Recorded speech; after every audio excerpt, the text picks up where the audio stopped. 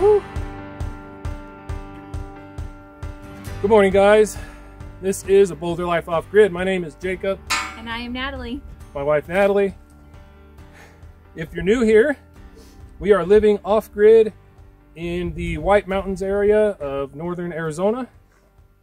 And let me show you what we got going on. In our last video, we started to build our log arch for our 16-foot trailer here. I've got the pieces cut out and laid out where they're going to go. They still need to be welded together. But before I do that, we've got our blue beam over here that I picked up from our scrap yard. And this is what we're going to make the feet out of for the arch here, where it'll attach to two feet with a 1-inch pin going through to help support it. So, and this stuff is thick. It's like 7/16, and I got to cut it with an angle grinder. It's going to take a while, but I've got it all planned out in my head of what they're going to look like when I'm ready to weld it all together.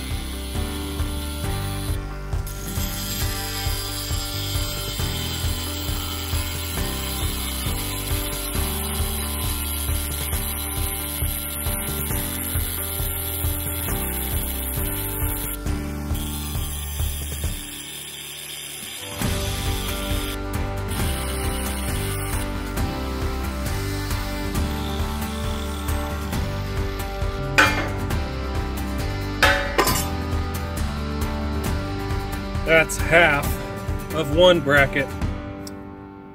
So only 3 more.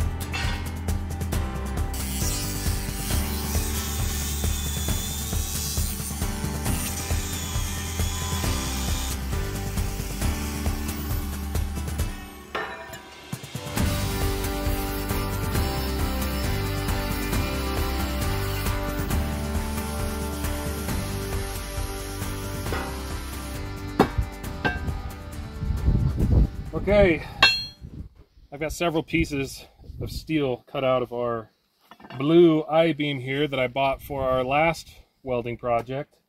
This thing has come in handy, let me tell you. Right here, I did tons of grinding. That's where this piece attaches to the I-beam, right there. But anyway, had to do that twice.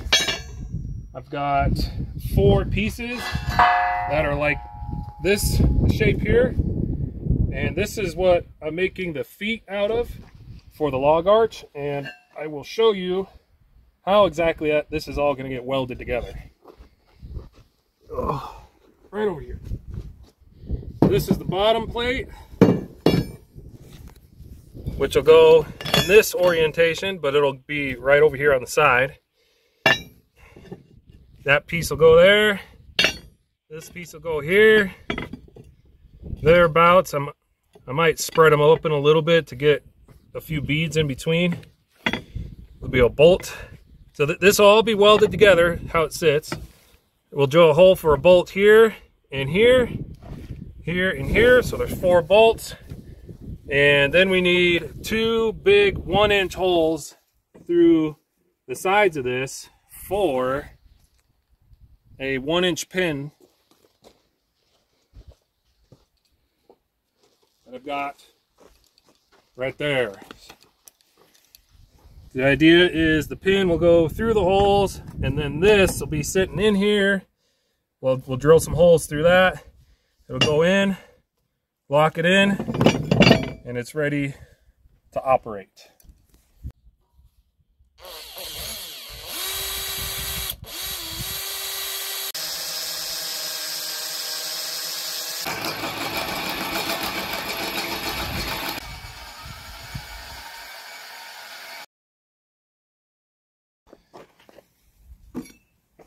There's the first one. Let's see if they line up.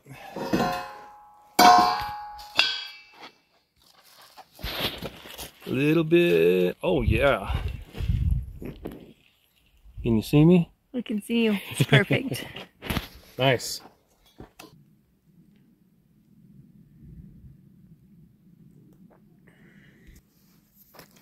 That's 2 projects from this beam. It's probably got at least another one in it. Don't you think? It's got some meat left.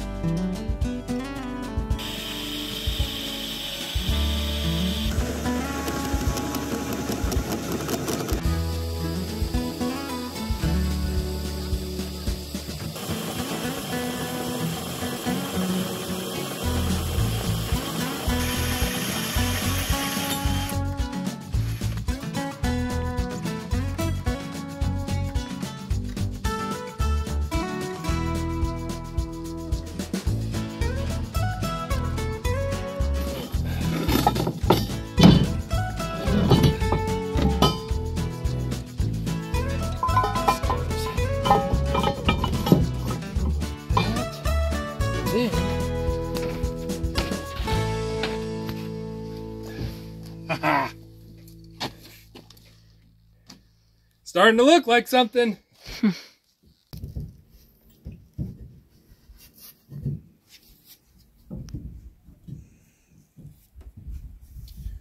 Okay, this is ready to be, the arch is ready to be welded together. I'm just trying to square it up, get it as straight as I can, using a couple of shims here because the trailer's not perfectly flat or level. The ground here is not perfectly level. I grinded an edge off of all these joints so that we can get a good bead in there. I'll start off by tacking this together with the MIG welder, and then I'll get out the stick welder to really weld these together.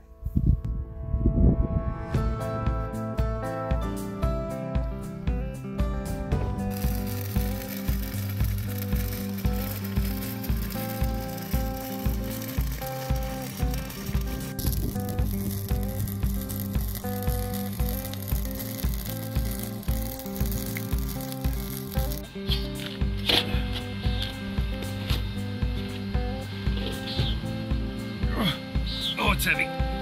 There we go.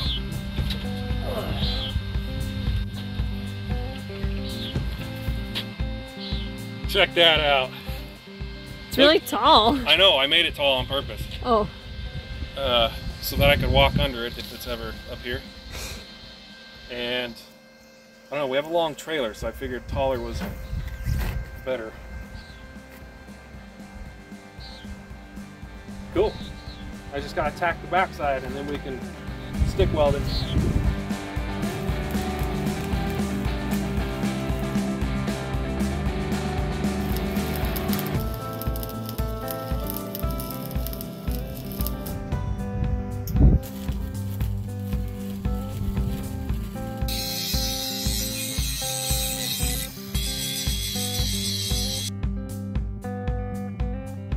All right, I have the joints grinded down just on the side facing out and the side facing in. We grinded them down. I actually put extra welds here and in here. So this is flat now because we're going to put what's called a gusset plate. It's a sheet of metal probably, I haven't measured it, it's either an 1/8 or 3/16 thick. And that will help strengthen those joints because there's going to be a lot of stress on those joints from lots of weight. So gussets will strengthen it up big time. Get it up and over. Keep going. Yeah. 3/16. Okay. So this is what we're going to make the gussets out of. This not so flat sheet metal that we scored at the scrapyard. This was something I knew I could find there instead of buying it brand new, because brand new for a 3/16 chunk of sheet metal, I don't even want to know what the cost is going to be. So I need 6 gussets that I got to cut out of this. And after I cut them, then I can bend them into shape pretty easily.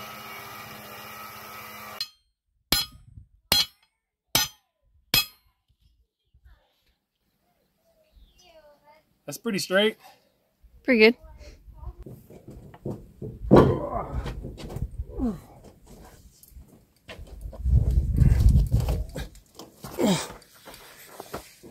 Okay, here's what we're gonna do. We're gonna do some really crazy math that I don't know how to explain by taking this, putting it on here,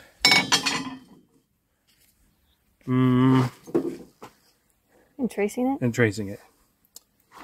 It's very scientific. I bet Eli could help you with it. He's pretty smart. Could, but he's currently unavailable. I'm on my own.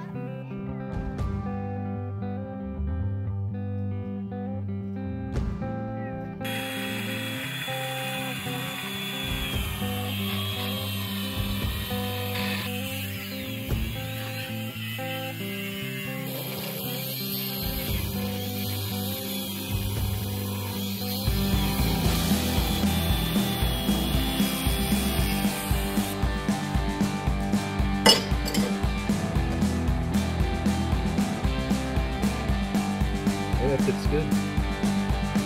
That is a gusset.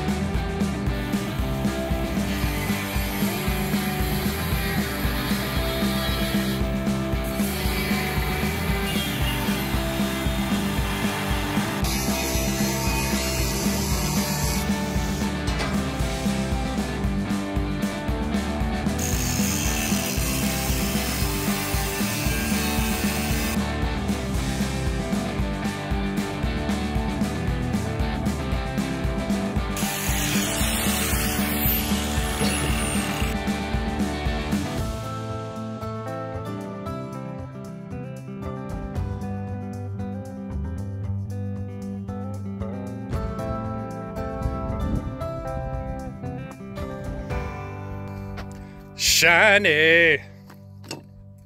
Shiny. I know I look funny, but at 7,000 feet, you're closer to the sun. This is the hat I got. I don't have a sombrero that fit over my ear muffs.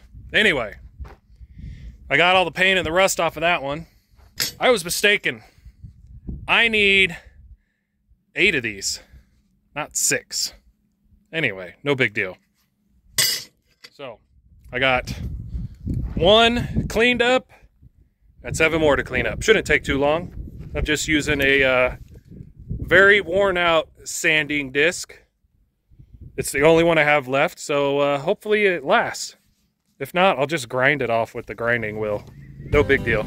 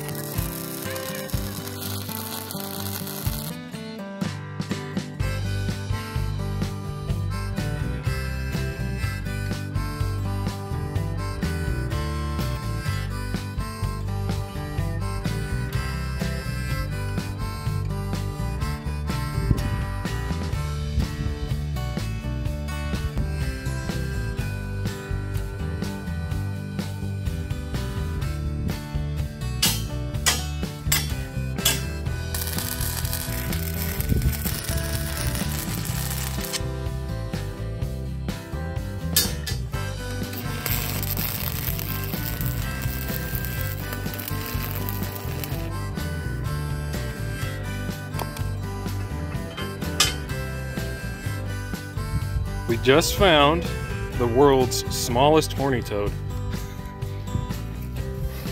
There, hold still. Don't move. Oh, don't move, you're moving. Man, he's tiny. We've never caught one that small before, have we? Right here where Ethan's cutting wood. That's pretty cool.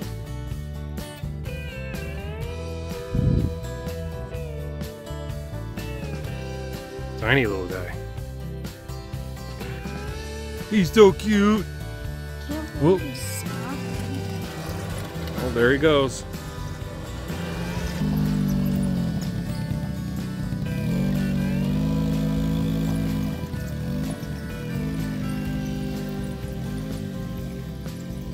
I've created a problem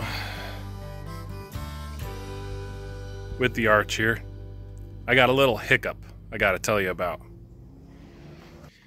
So all the gusset plates are welded on, except this side they're not fully welded on, but on the other side they are welded all the way around.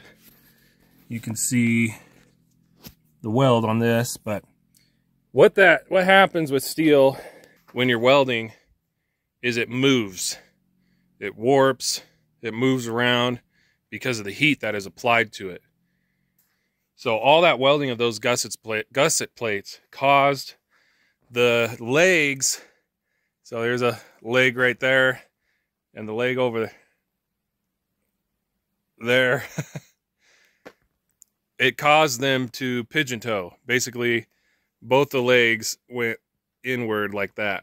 Kind of a problem. I mean, it would still work, but I don't like that. So what I have done is I've put some straps on each end of each leg. So there's some straps over there. These straps go from here and I hook them up to the anchor point on the trailer there and tighten them up. And I put 2 straps just to take some stress off of the other one. And it actually pulled it apart to where it's actually a 1/2 inch wider than it should be. So while these straps are in place, I'm gonna weld the gussets on. We're gonna weld these all down. That's gonna create some heat, and hopefully the legs will want to stay out. And I'd rather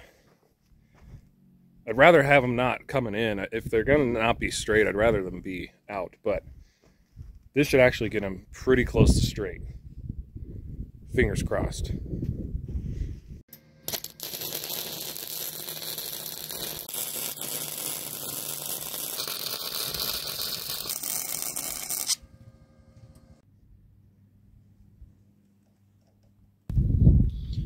All right, the gussets are officially completely welded.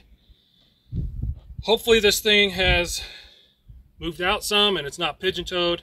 Let's take the straps off and see what we got. All right, here we go. Woo! That was a bounce. Tight. Just over 66 3/4. So we're like 2 1/4 short of what it should be. It's probably not noticeable. What do you think? Probably not. Once this thing is up and going? Yeah, once you get it into the feet, then it'll just, you might have to see. pull them a little bit, but Yeah, I'm wondering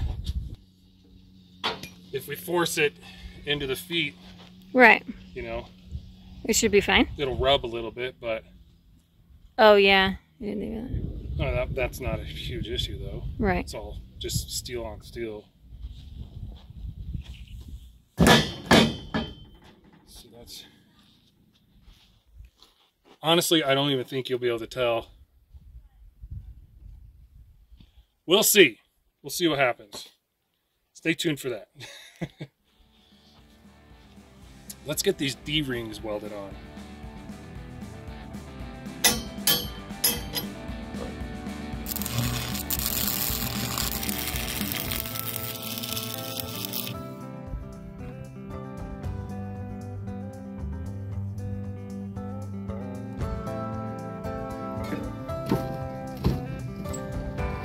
Okay guys, the arch is done. Now let me explain real quick why we put 4 D-rings on here. This is how it's going to work. So on the bottom, there's only one, or I should say it's not really the bottom, but the side that's going to face the front of the trailer. This is where the winch is going to hook up to pull the logs in. So we only need one on that side. The reason there's 3 on the back side is that is for, say we want a log on this side of the trailer, we hook up to this one. We want one in the middle, we hook up to that one, and you guessed it, we want one on this side, you hook up to that one. That way, if we only have one in the middle pulling up the log, we don't have to finagle it as much to get it out of the way for the next log, and so on and so forth. So let's pick this thing up and see what it looks like. It's pretty heavy. Now remember, this is 2.5-inch square tubing with a wall thickness of 1/4 inch. It's very thick, very heavy, and heavy duty, right? And the reason we built it so sturdy is just in case we ever do come across a log that is huge, basically. The only thing we have left to do for this is to fasten it down to the trailer floor. But before I do that, I got to put some angle iron underneath to help beef it up. And we also have to put stabilizers, just some regular jacks on the sides to help keep the trailer from getting pushed into the ground from picking up the logs. And if you're wondering why I was using 2 different welders, I was using the MIG welder and the stick welder. That's just because I like to use the stick welder when I'm welding the thicker stuff. And if I can, I'll use the MIG welder if I got thinner stuff, like these gussets are 3/16. Almost too big for the MIG welder, but it did good. Welded all the way around. That's why I was switching back and forth between welders. Let's get this propped up so I don't have to hold it. That's going to do it for this video, you guys. Make sure you subscribe so that you can see the rest of our log arch build. You're not going to want to miss it. This thing is a beast. It's going to be awesome. I can't wait to use it. See you on the next one.